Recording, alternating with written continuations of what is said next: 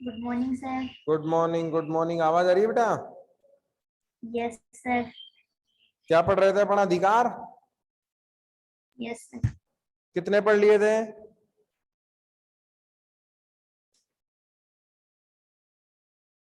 अधिकारों में कहां तक पहुंच गए थे अपन शनिवार को?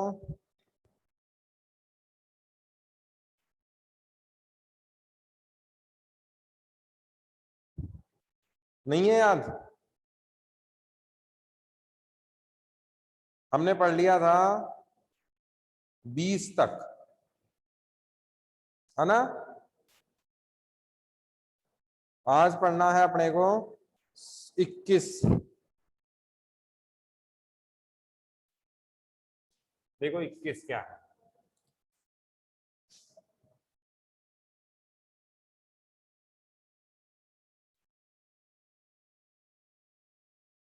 इक्कीस में है जीवन व दैहिक स्वतंत्रता। जीवन व दैहिक स्वतंत्रता। देखो क्या सर ये इसका करवा दी थी। हो गया? यस सर 22वां भी करवा दिया था। कौन सा? 22 तक करवा दिया था। अच्छा 22 तक बंदी प्रकरण से संरक्षण हो गया था क्या? नो सर, जीवन दैहिक हो गया था। ठीक है, 22 में लिखो। ये 21 में था बेटा। अगला लिखो 22 बंदीकरण से संरक्षण। 22 है बंदीकरण से संरक्षण। बंदीकरण से संरक्षण, ये आर्टिकल है 22। देखो क्या है, किसी भी व्यक्ति को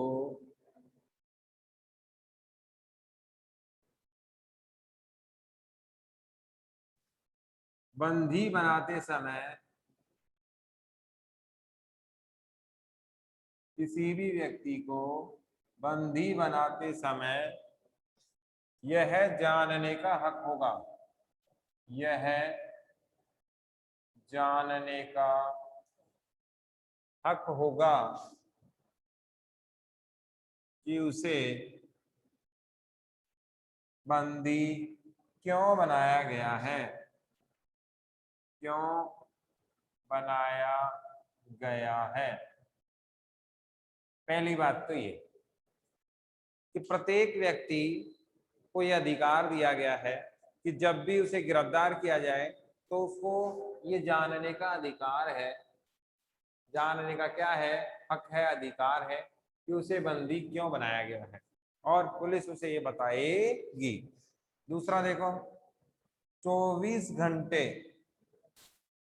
में गिरफ्तार व्यक्ति को,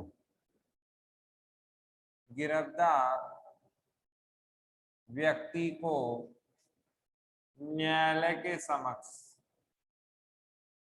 न्यायालय के समक्ष प्रस्तुत करना, प्रस्तुत करना अनिवार्य है। ठीक है, कि यदि किसी व्यक्ति को क्या कर लिया जाए, गिरफ्तार कर लिया जाए, तो 24 घंटे के अंदर माननीय न्यायाधीश के सामने उसे पहुंचाना होगा। अगर ऐसा नहीं होता है तो फिर पुलिस के खिलाफ कार्रवाई होगी। इसमें विशेष क्या क्या है अलग, एक तो शनिवार, सैटरडे और संडे या एनी हॉलीडे। ठीक है, यदि कोई अवकाश हो, शनिवार हो, रविवार हो, ऐसी स्थिति में जो भी कार्य दिवस आएगा अगला, उसमें उसको पेश किया जाएगा कहाँ? न्यायाधीश के सामने, न्यायालय। जो 24 घंटे की बात है, गिरफ्तार व्यक्ति को यदि वर्किंग डे में, जैसे सोमवार को गिरफ्तार किया गया, तो उसे मंगलवार को आराम से पेश किया जा सकता है। लेकिन सपोज दैट कोई हॉलीडे आ रहा हो, जैसे ईद आ रही है 21 तारीख की, और किसी व्यक्ति को किस तारीख, एग्जाम्पल देखो, अभी ईद जो है ईद जो है वो किस तारीख की आ रही है? 21 तारीख को आ रही है। हॉलीडे है ना, अवकाश का दिन है। और किसी व्यक्ति को 20 तारीख को क्या कर लिया गया? गिरफ्तार कर लिया गया। तो अब उसे कोर्ट में कब पेश किया जाएगा? 22 तारीख को, या जो भी नेक्स्ट डे वर्किंग डे आएगा उस तारीख को। बताओ क्या समझ में नहीं आया यहां तक? क्लियर है? सर आगे देखो,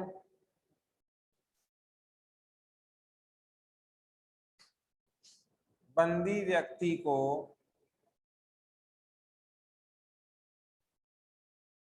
अपनी इच्छा अनुसार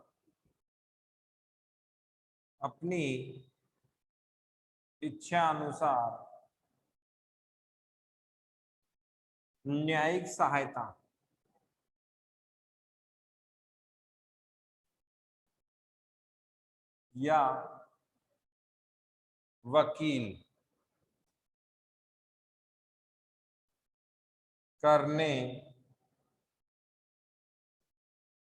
सहायता या वकील करने की आजादी होगी।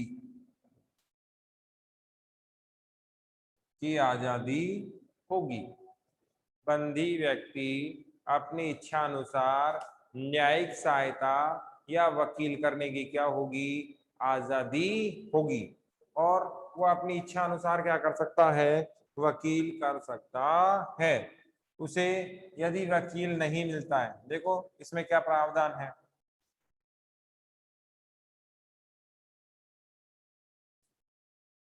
फर्स्ट देखो, बंदी व्यक्ति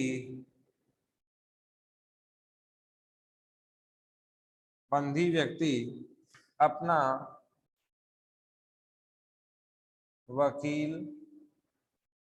कर सकता है, यानी कि पैसे की बात कर ले और उसकी फीस वो अगर दे दे तो उसकी तरफ से वकील केस लड़ लेगा। दूसरा, बंदी व्यक्ति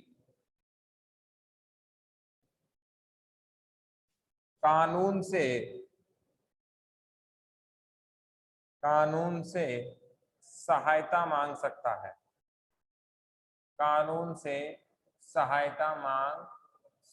है। अब ये भी देखो बढ़िया बात है ना। वो कानून को कह दे कि भाई आप हमें क्या दें? सहायता दें, तो कानून उसको सहायता दे सकता है, वकील करके दे सकता है। तीसरी बात, बंदी व्यक्ति स्वयं भी अपना पक्ष रख सकता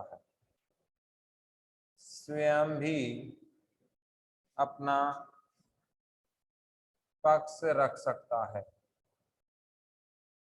या बंदी ना हो तो भी कोई भी व्यक्ति रख सकता है। ये इसमें प्रावधान मुख्य है। हम क्या पढ़ रहे हैं? बंदीकरण से संरक्षण या बंदी व्यक्ति के अधिकार, ऐसे भी लिख सकते हैं इसको, बंदी व्यक्ति के अधिकार। आई बात समझ में? तो आपसे पूछ लिया जाए बंदीकरण से संरक्षण के, स्पष्ट कीजिए, सवाल लिख लें आप। बंदीकरण से संरक्षण को स्पष्ट कीजिए। बंदीकरण से संरक्षण को स्पष्ट कीजिए। इसका अर्थ लिख लो, बंदी व्यक्ति के प्रमुख अधिकार कौन कौन से हैं? बंदी व्यक्ति के प्रमुख अधिकार कौन कौन से हैं? इसमें ये 3 लिखना है, ये समझने का है, ये लिखने का है। पहला क्या है? किसी भी व्यक्ति को बंदी बनाते समय उसे यह जानने का हक होगा कि उसे बंदी क्यों बनाया गया है। पहली बात समझ में आई? निकिता बेटा समझ में आ रहा है क्या? भावना, आयुष? Yes sir. ठीक है, आगे देखो। 24 घंटे में, कब से? जब से उसे गिरफ्तार किया जाएगा उसके 24 घंटे के अंदर कहाँ लेके जाना है उसे? न्यायालय के सामने लेके जाना है। न्यायालय तय करेगा कि उन्हें सही तरीके से गिरफ्तार किया गया है या गलत तरीके से गिरफ्तार किया गया है। ये तय कौन करेगा? न्यायालय तय करेगा। इसके बाद हम देख सकते हैं कि अगर कोई हॉलीडेज है, संडे है ना, सैटरडे, अगर कोई हॉलीडेज है तो ऐसी स्थिति में न्यायाधीश महोदय के सामने पुलिस कब पेश करेगी? नेक्स्ट डे पेश करेगी। बंदी व्यक्ति अपनी इच्छा अनुसार, ठीक है, क्या कर सकता है?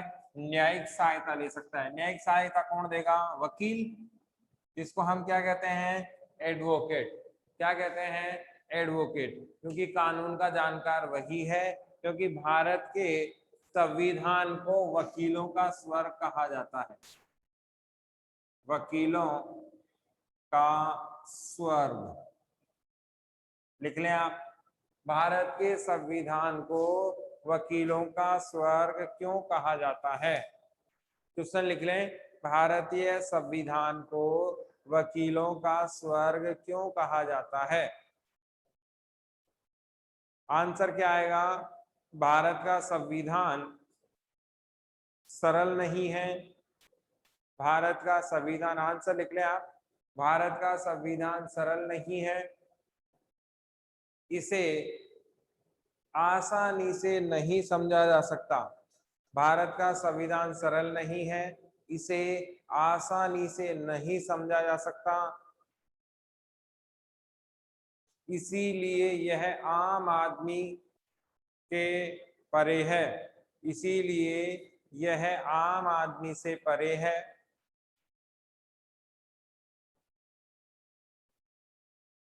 विशेषज्ञ के रूप में, विशेषज्ञ के रूप में वकील इसके जानकार होते हैं। विशेषज्ञ के रूप में वकील इसके जानकार होते हैं, इसीलिए वकीलों का स्वर कहा जाता है। इसीलिए वकीलों का स्वर कहा जाता है। समझ में आया मनीष? ये मनीषा से नहीं समझ में आ रहा है? आयुष, फिर से बोल रहा हूं मैं, वकीलों का स्वर क्यों कहा जाता है? देखो होता क्या है, संविधान थोड़ा सा कॉम्प्लिकेटेड भाषा में है और इसके जो आर्टिकल्स हैं वो आम लोगों ने, देखो संविधान होना क्या चाहिए? संविधान किसे कहते हैं? नियम कानूनों के संग्रह को। किसे कहते हैं? नियम कानूनों के संग्रह को क्या कहते हैं? संविधान कहते हैं।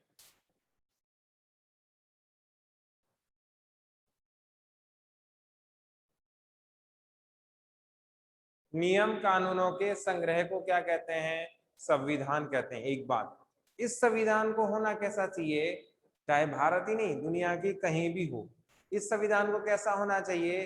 आम नागरिक की पहुंच में होना चाहिए, आम नागरिक को समझने वाला, समझाने वाला होना चाहिए, आम नागरिक उसकी सहायता ले, ऐसा संविधान होना चाहिए।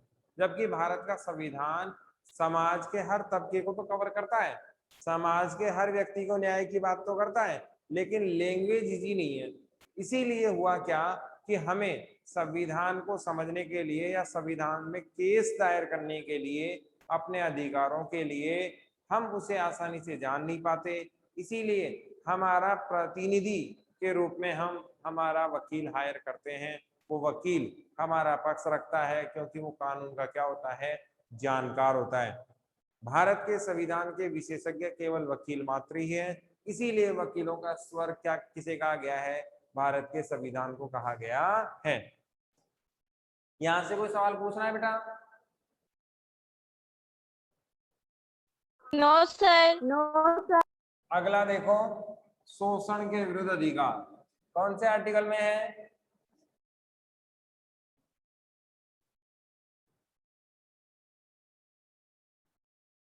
शोषण के विरुद्ध अधिकार कौन से आर्टिकल में है?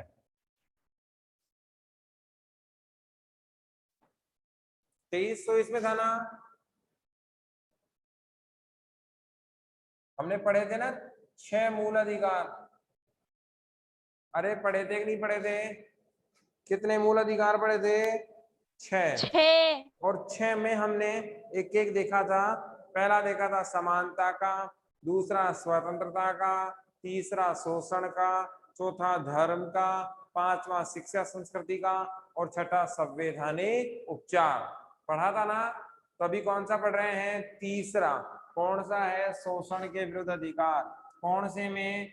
23 और 24 में। इसमें है बेगार प्रथा और मानव के क्रय विक्रय पर रोक।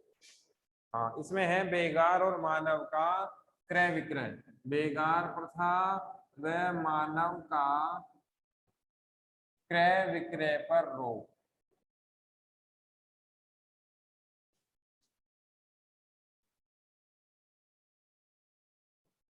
अब ये याद रखना है। सबसे पहली बात तो बेगार प्रथा क्या होती है, लिखो सवाल। बेगार प्रथा क्या है, स्पष्ट कीजिए। क्या सवाल आएगा?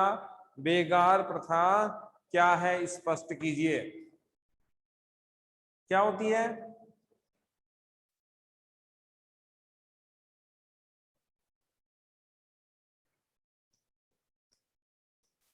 No idea.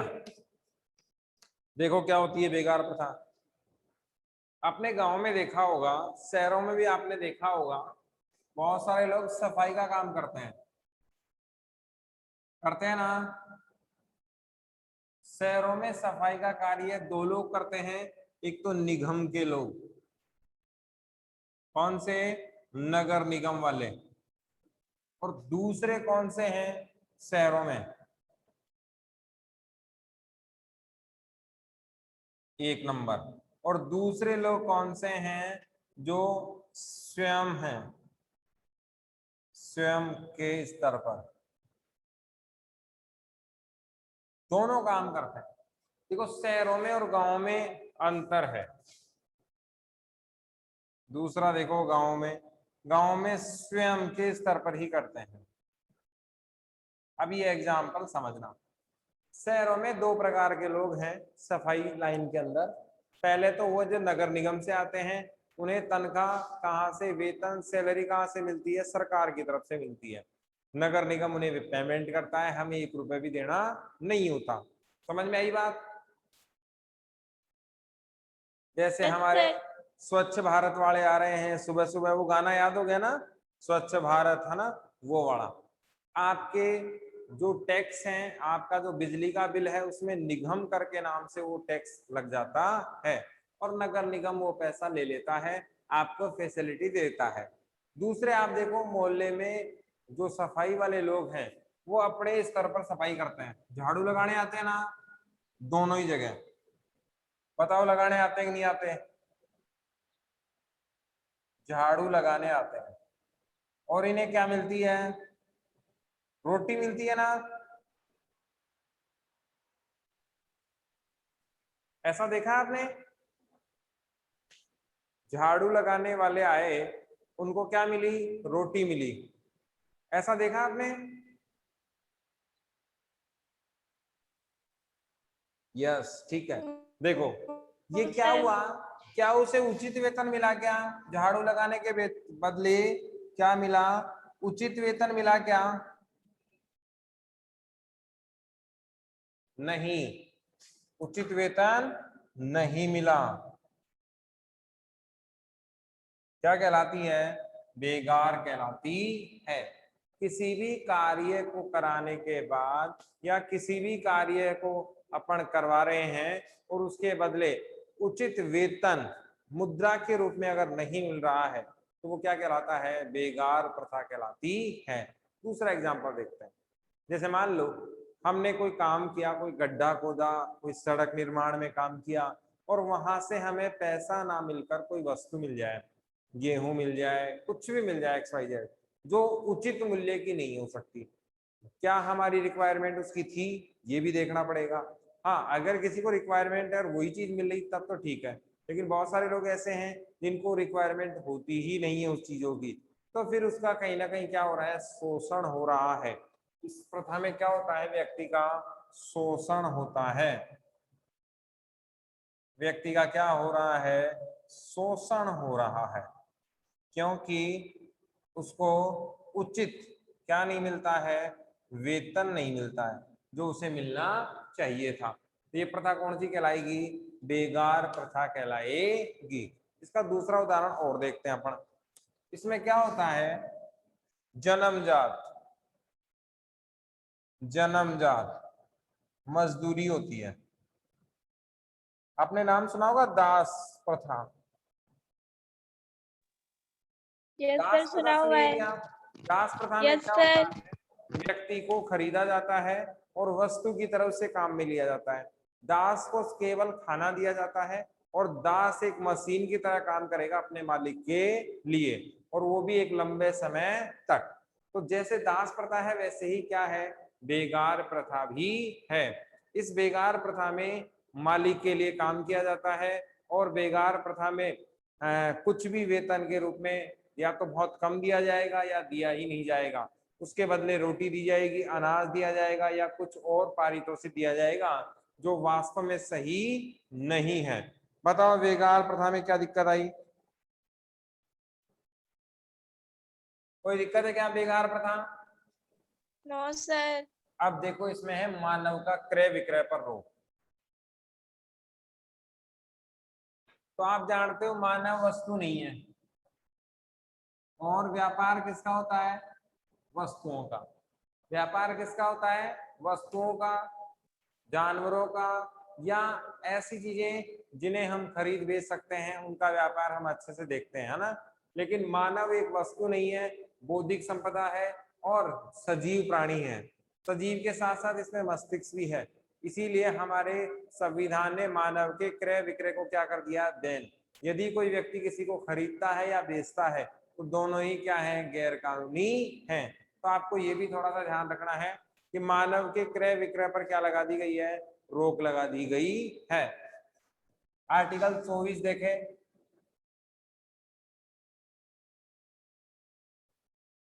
इसमें क्या है? बाल श्रम पर रोक। बाल श्रम पर रोक। अब ये भी काम की चीज है, यानी कि बालकों से निश्चित आयु से पहले, बालकों से निश्चित आयु से पूर्व, निश्चित आयु से पूर्व जोखिम वाले कार्य, जोखिम वाले कार्य नहीं करवाए जा सकते, नहीं करवाए जा सकते हैं। ठीक है। कौन से कार्य हैं? जिनमें जान का क्या हो? जोखिम हो, वे कार्य हम नहीं करवा सकते। इसमें क्या क्या है? 14 वर्ष तक के बालकों या बालिकाएं, है ना, अपन व्यक्ति कह सकते हैं, 14 वर्ष तक के व्यक्तियों को कार्य नहीं करवाया जा सकता, करवाया जा सकता है। कोई बता सकता है क्यों? और ये उम्र 14 वर्ष ही क्यों रखी गई? कोई बता सकता है कि 14 वर्ष तक ही क्यों? निकिता, आयुष, मनीषा।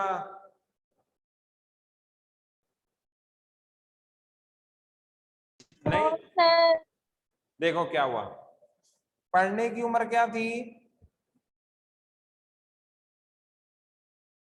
हमने क्या दिया?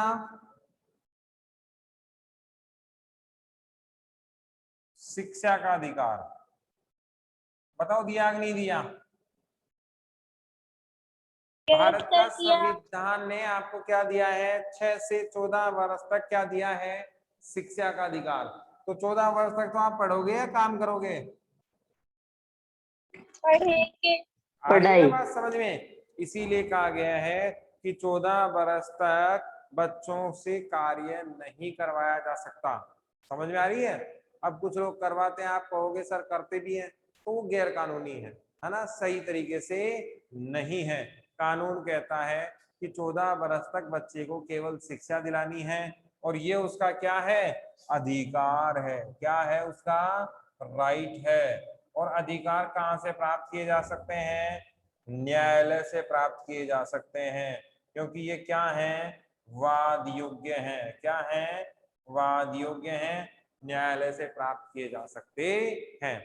इसीलिए 14 वर्ष की उम्र तक किसी भी व्यक्ति से कार्य नहीं करवाया जा सकता, चाहे वो बालक हो चाहे वो बालिकाएं हो, क्योंकि हमने अधिकार क्या दे रखा है, शिक्षा का अधिकार दे रखा है। कितने वर्ष तक, 6 से 14 वर्ष तक। अगला देखो इसी में, यहां देख लें, 18 वर्ष तक जान जोखिम में डालने वाले कार्य नहीं करवाए जा सकते, नहीं करवाए जा सकते हैं।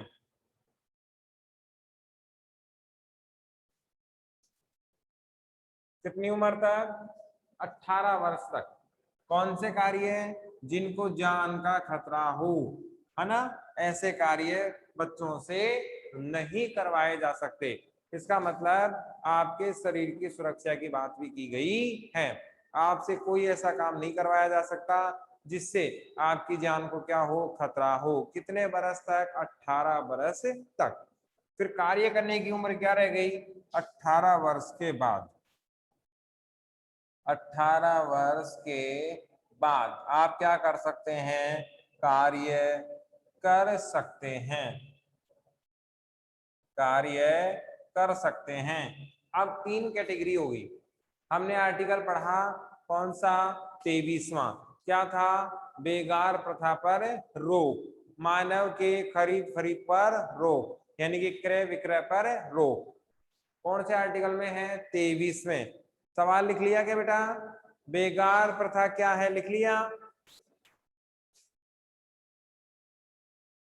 नहीं लिखा तो लिख लो, बेगार प्रथा क्या है। अगला लिखो, बेगार प्रथा तथा मानव के क्रय विक्रय पर, बेगार प्रथा तथा मानव के क्रय विक्रय पर रोक कौन से अनुच्छेद में लगाई गई है। बेगार प्रथा तथा मानव के क्रय विक्रय पर रोक कौन से अनुच्छेद में लगाई गई है। तो आर्टिकल कौन सा आएगा, 23। अगला देखो, बाल श्रम पर रोक, बाल श्रम पर रोक या बाल श्रम निषेध कौन से अनुच्छेद में है। ठीक है, तो बाल श्रम निषेध कौन से अनुच्छेद में है, 24 में है। अब यहाँ 3 बातें अपने को ध्यान में रखनी है। शुरुआत का बच्चा तो कहाँ जाएगा स्कूल, 6 वर्ष से 14 वर्ष का बच्चा। कौन सा, 6 वर्ष से 14 वर्ष का बच्चा क्या लेगा, केवल शिक्षा लेगा, क्योंकि ये उसका अधिकार है। क्या करेगा, 14 वर्ष तक का बच्चा क्या लेगा, शिक्षा लेगा, क्योंकि ये उसका क्या है, अधिकार है। फिर 14 वर्ष का व्यक्ति कार्य नहीं करवाया, 14 वर्ष तक कार्य नहीं करवाया जा सकता। फिर 14 से 18 काम कर सकता है, लेकिन कौन सा ऐसा काम नहीं कर सकता जिसमें जान को खतरा हो, उसके प्राण जाए, शरीर को खतरा हो, या उसकी सुकुमार अवस्था। यहाँ एक शब्द और आता है, आप देख लें, सुकुमार अवस्था। इसका भी ध्यान रखा जाएगा कि बालक अबोध है, अभी उसका विकास होना बाकी है, तो उसका ध्यान में रखते हुए इससे कार्य करवाया जाएगा। 18 वर्ष के बाद आप उससे काम करवा सकते हैं, कहीं कोई दिक्कत नहीं है। बताओ क्या समझ में नहीं आया।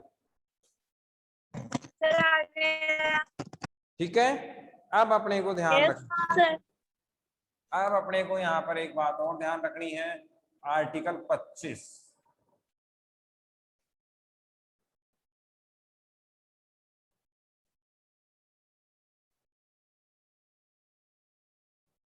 पच्चीस में क्या था, 25 से 28 धार्मिक स्वतंत्रता का अधिकार। बिल्कुल बढ़िया बात है ना। कोई भी आप अनुसरण कर सकते हो, प्रचार प्रसार कर सकते हो अंतःकरण की स्वतंत्रता, धार्मिक अंतःकरण की स्वतंत्रता, धार्मिक अंतःकरण की स्वतंत्रता। इसका मतलब क्या हुआ? आप किसी भी धर्म को अपना सकते हो,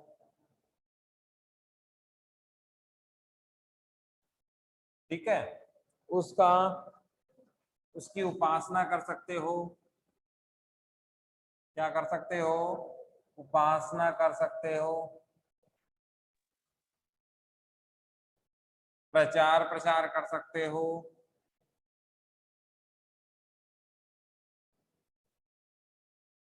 ये आपके क्या है 25 में है।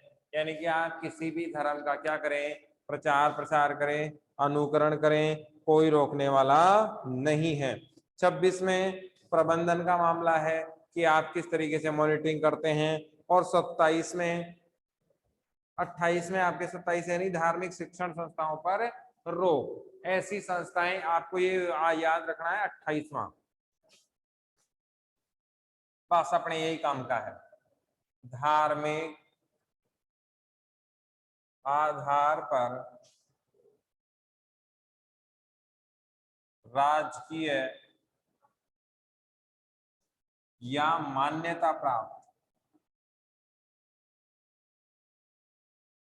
शिक्षण संस्थाओं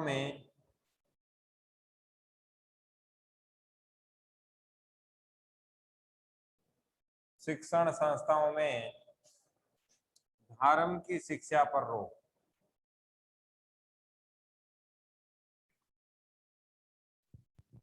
ये अपने को थोड़ा सा ध्यान में रखना है कि 28 क्या है कि धर्म के आधार पर वे स्कूल्स जो राज्य सरकार से मान्यता प्राप्त हैं या गवर्नमेंट से मान्यता प्राप्त है, जैसे मेहता स्कूल की बात करें तो हमारी स्कूल भी मान्यता प्राप्त है। हरमाड़ा स्कूल की बात करें तो ऑलरेडी सरकारी है, आप जानते हैं गवर्नमेंट से मान्यता प्राप्त है। तो ऐसे विद्यालय में किसी विशेष धर्म की, किसी विशेष सभ्यता संस्कृति की कोई परिभाषा नहीं बताई जा सकती, कोई आराधना नहीं की जा सकती, पूजा उपासना नहीं की जा सकती।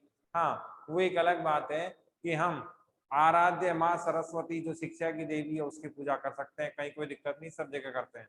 लेकिन किसी धर्म विशेष की शिक्षा यहाँ पर नहीं दी जा सकती, क्योंकि यहाँ पर धार्मिक शिक्षण पर क्या है? रोक है। ठीक है, कौन से आर्टिकल में? 28 में इसका उल्लेख है। क्वेश्चन लिख लो, धार्मिक शिक्षण पर रोक कौन से अनुच्छेद में है?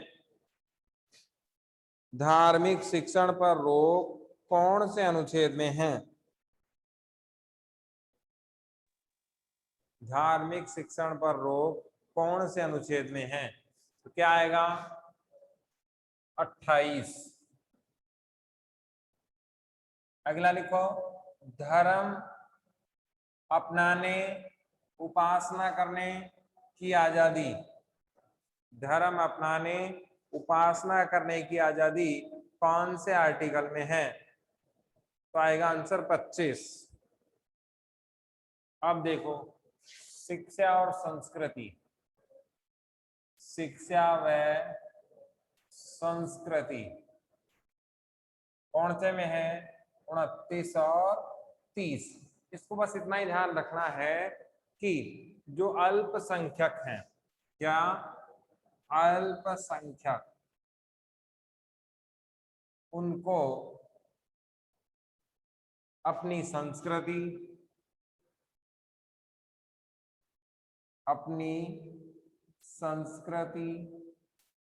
भाषा, सभ्यता का संरक्षण का अधिकार दिया गया है। संरक्षण का अधिकार दिया गया है। ठीक है, इसका मतलब ये हुआ कि जो लोग थोड़े पिछड़े हुए हैं, अल्पसंख्यक हैं, या संख्या में क्या है, कम, उनको अपनी संस्कृति का, अपनी भाषा का, अपनी सभ्यता के लिए अलग से स्कूल वगैरह खोलने का अधिकार है, ताकि वे अपनी सभ्यता संस्कृति की क्या कर सकें, रक्षा कर सकें। इसमें एक बचा है शिक्षा का अधिकार। अपन ने पढ़ लिया था ना, Yes, sir. शिक्षा का अधिकार। ठीक है, शिक्षा का अधिकार कौन से आर्टिकल में, 21A में। किसमें है, 21A में। कहां से कहां तक, 6 से 14 वर्ष के बालक बालिकाओं को, यही है, बालक बालिकाओं को क्या मिलेगी, शिक्षा मिलेगी। किस प्रकार की शिक्षा, निःशुल्क व अनिवार्य। कौन सी मिलेगी, निःशुल्क और अनिवार्य शिक्षा। ठीक है, इसमें और क्या है, 86वां संविधान संशोधन था ये। कौन सा था, 86वां संविधान संशोधन 2002। ये कानून लागू कब हुआ, 1 अप्रैल 2010 को। ठीक है, इसमें 11वां मूल कर्तव्य जोड़ा गया है। 11वां क्या जोड़ा गया है, मूल कर्तव्य जोड़ा गया है। क्या है, प्रत्येक माता पिता को अपने बच्चों को शिक्षा दिलानी होगी। 11वां मूल कर्तव्य क्या है, प्रत्येक माता पिता को अनिवार्य रूप से